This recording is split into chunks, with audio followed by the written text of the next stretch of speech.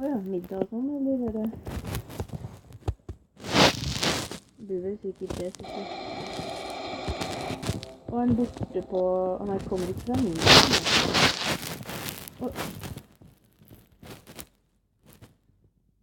Åja, de spiser jo ofte litt sent og sånn, da. Men jeg håper at de har liksom drivet og tekstet litt frem og tilbake, sånn der, vi er veldig flinke på å tekste om sånn generelt ting som ikke går ut. Da funker det. Så vi har ikke pratet om 17. mai, men jeg tenkte vi skal ta opp det, sånn at vi... Nei, det spiller ingen rolle, det var herregud, du tar ut det, men at jeg ser det at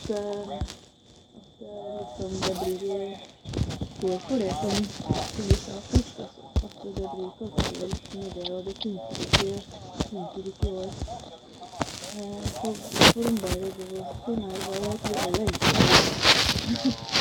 det lett for å si det sånn. Men har du pratet om noen Marie sist, eller? Og det er så vanskelig å få tak i.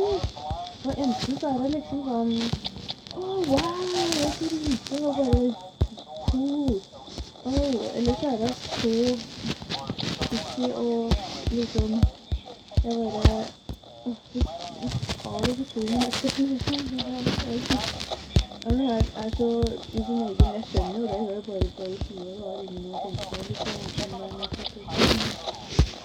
det blir sikkert bedre innskrivet fra når vi kommer til slutt, det er ikke akkurat den beste som liker selv som eller skjønner seg styrt.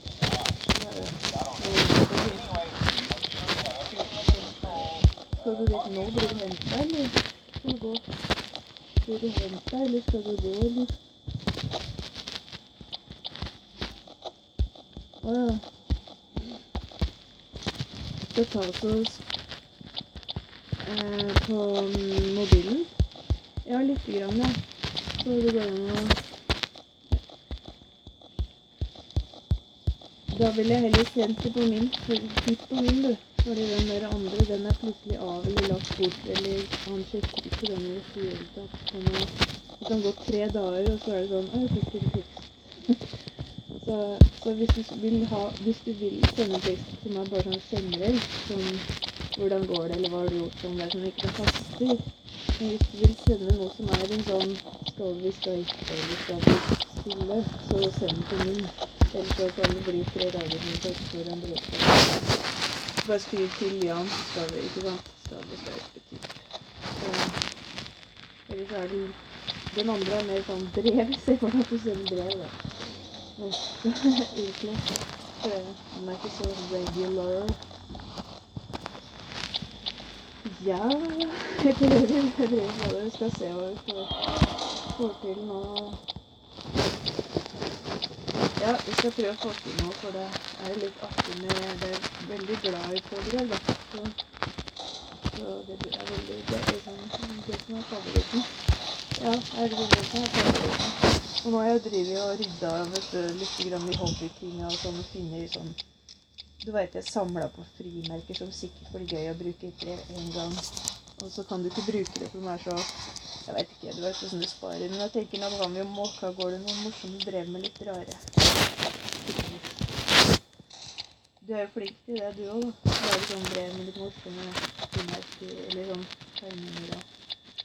Ja, men du får ordne det. Jeg skal ta så skal vi se om vi kommer oss over på den butikken, så vi kan få vite hvordan det funker og sånn. Og så skal jeg be dem også finne ut hvilken e-mail som er liksom den jeg skal bruke på det brettet og sånn da. Fordi at det er jo sånn hoved-e-mail og bi-e-mail og under-e-mail og jeg vet ikke. Så skal vi se om vi får noe ordning på det, vet du. Ok, yes. Det er greit, ha det bra, ha det.